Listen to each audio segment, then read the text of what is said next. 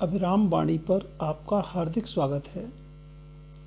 अभिराम साहित्यिकी के इस YouTube मंच से मैं उमेश महादोशी आपको सादर प्रणाम करता हूं। मित्रों, आज गुरुवार है और मैं प्रस्तुत हूं लेकर अनूठी लघु कथाएं।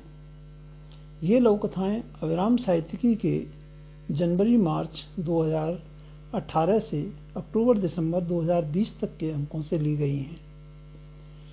अनूठी लघु कथा में हमारा प्रयास है कि लघु कथा की अनुभूति की सघनता पाठकों को विशेष रूप से प्रभावित करने वाली हो या फिर उसका कथ्य मानवीय जीवन मूल्यों में हो रहे परिवर्तनों की शाश्वतता को रेखांकित करने में सक्षम हो या फिर उसका कथ्य अपने समय की जड़ता को चुनौती देने में सक्षम हो। इन लघु कथाओं के चयन में हमने संपादक के साथ सामान्य पाठक की समझ और उसकी पसंद का परीक्षण भी किया है।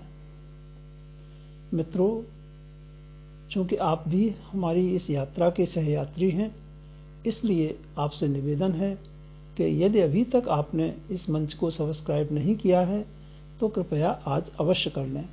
साथ ही अपने इष्ट मित्रों को भी इस मंच को सब्सक्राइब करने, इसे अवलोकन करने के लिए प्रेरित करें ताकि आपकी रचनात्मकता को हम अधिकाधिक लोगों तक पहुंचाने में सक्षम हो सकें। जैसा कि आप विदित हैं, इस श्रृंखला के तहत प्रत्येक गुरुवार और रविवार को दो लघु कथाओं का पाठ किया जाता है, जिनमें से पहली लघु कथा का पाठ उमेश महादोशी यानी मेरे द्वारा और दूसरी लघु कथा का पाठ क्रमशः अभिराम साहित्यिकी की संयुक्त संपादक डॉक्टर संध्या तिवारी जी द्वारा गुरुवार को और सह संपादक सुश्री ज्योत्सना कपिल जी के द्वारा रविवार को किया जाता है। तो इस श्रृंखला की आज की पहली लघु कथा लेकर मैं प्रस्तुत हूं। यह लघु कथा चर्चित लघु कथाकार सुश्री उषा अग्रवाल पारस की है और इसका शीर्षक है दिल और दर्द। तो प्रस्तुत है लघु कथा दिल और दर्द। गुजरे कई सालों के बाद दोनों की मुलाकात शहर के एक नामी हृदय रोग विशेषज्ञ के यहां हुई। उसे देखते ही प्रीत की आंखें प्यार की यादों से छलछला उठी। जीत ने आंसुओं की बूंदों को गिरने से पहले ही अपनी अंगुलियों से पोंछते हुए कहा, आज भी वैसी ही पागल हो? क्या अब तक नहीं भूली? इसीलिए शायद दिल का दर्द ले बैठी। मुझे देखो, वैसी ही मस्ती में जीता हूं। कुछ और बात हो पाती उसके पहले ही प्रीत को अंदर से बुलावा आया और वह डॉक्टर के चैम्बर की ओर बढ़ गई। अंदर जाने पर परिचित डॉक्टर से जीत के आने के बारे में उसने पूछताछ की तो पता चला उसे दिल की बीमारी है, 2 बार दौरा आ चुका है और दिल में लगी मशीन यानी पेसमेकर से ही वह जीता है। यह थी उषा अग्रवाल पारस की लघु कथा दिल और दर्द। और अब आप सुनिए डॉक्टर संध्या तिवारी जी से नई पीढ़ी के एक प्रतिभाशाली लघु कथाकार की अगली अनूठी लघु कथा। डॉक्टर संध्या तिवारी। धन्यवाद महादोशी जी। सभी मित्रों को संध्या तिवारी का नमस्कार। आज मैं चर्चित लघु कथाकार कुमार संभव जोशी जी की अनूठी लघु कथा जेंडर प्रस्तुत कर रही हूं।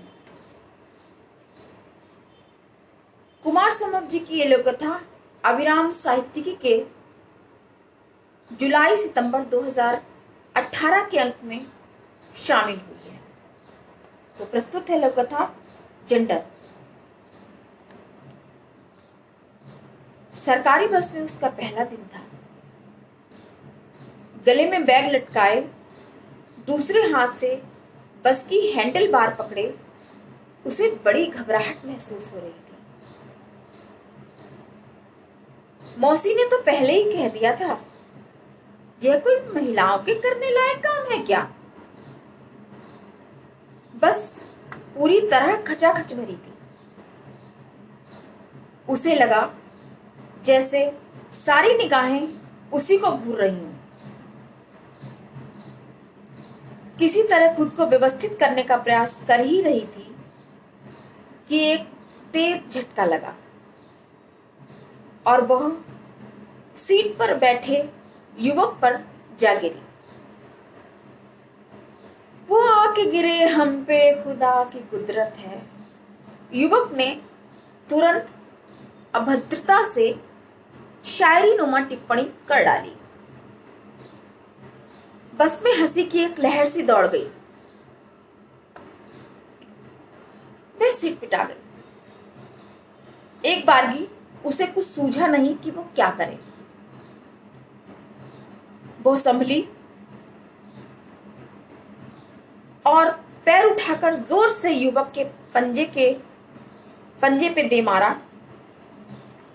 युवक के मुंह से जोर की आह निकली और उसने अपना पैर पकड़ लिया।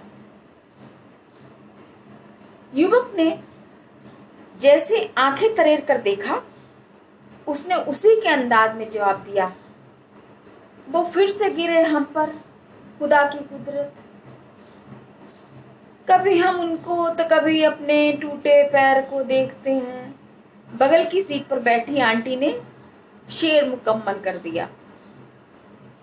इस बार का ठहाका पहले से तेज था। उसे अपना आत्मविश्वास काफी बढ़ा हुआ लगा। उसने बैग से टिकटिंग मशीन निकाली। काम तो काम है, काम का कोई जेंडर थोड़ी होता है। उसने मन ही मन मौसी को जवाब दिया और टिकट टिकट टिकट कहते हुए आगे बढ़ गई। धन्यवाद। ये थी कुमार संभव जोशी जी की लघु कथा जेंडर। यदि आपको ये दोनों लघु कथाएं पसंद आई हों तो कृपया शेयर करें, कमेंट करें और हमें बताएं कि हमारा ये प्रयास आपको कैसा लग रहा है। धन्यवाद।